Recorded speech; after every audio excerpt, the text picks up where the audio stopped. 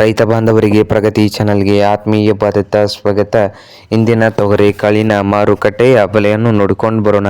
ಇನ್ನು ಯಾರು ಹೊಸದಾಗಿ ನಮ್ಮ ಯೂಟ್ಯೂಬ್ ಚಾನಲ್ ನೋಡ್ತಾ ಇದ್ದರೆ ತಪ್ಪದೇ ಸಬ್ಸ್ಕ್ರೈಬ್ ಆಗಿ. ನಾವು ಪ್ರತಿದಿನ ಮಾರುಕಟ್ಟೆಗಳ ಬೆಲೆಗಳ ಅಪ್ಡೇಟ್ಗಳನ್ನು ನೀಡ್ತಾ ಇರ್ತವೆ. ಈಗಲೇ ಚಾನಲನ್ನು ತಪ್ಪದೇ ಸಬ್ಸ್ಕ್ರೈಬ್ ಆಗಿ.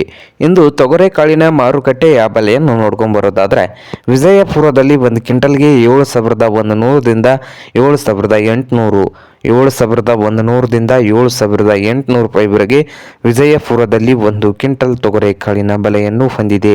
ಹಾಗೆ ಬಾಗಲಕೋಟೆಯಲ್ಲಿ 5,600ದಿಂದ 6,000, 5,600ದಿಂದ 6,000 ರೂಪಾಯಿವರೆಗೆ ಬಾಗಲಕೋಟೆಯಲ್ಲಿ ಒಂದು ಕ್ವಿಂಟಲ್ ತೊಗರೆಕಾಳಿನ ಬೆಲೆಯನ್ನು ಹೊಂದಿದೆ.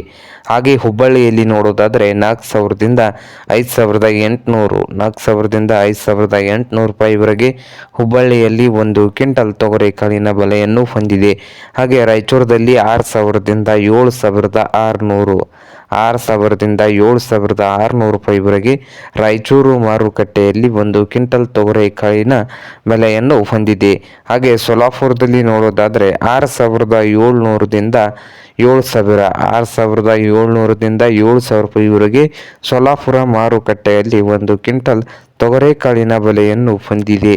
ಹಾಗೆ ಇನ್ನೊಂದು ಮಾರುಕಟ್ಟೆ ಕಲಬುರಗಿಯಲ್ಲಿ 6,000ದಿಂದ 7,800 ರೂಪಾಯಿವರೆಗೆ ಒಂದು ಕ್ವಿಂಟಲ್ ತೊಗರೆಕಾಳಿನ ಬೆಲೆಯನ್ನು ಹೊಂದಿದೆ. ನೋಡಿ ರೈತರೇ,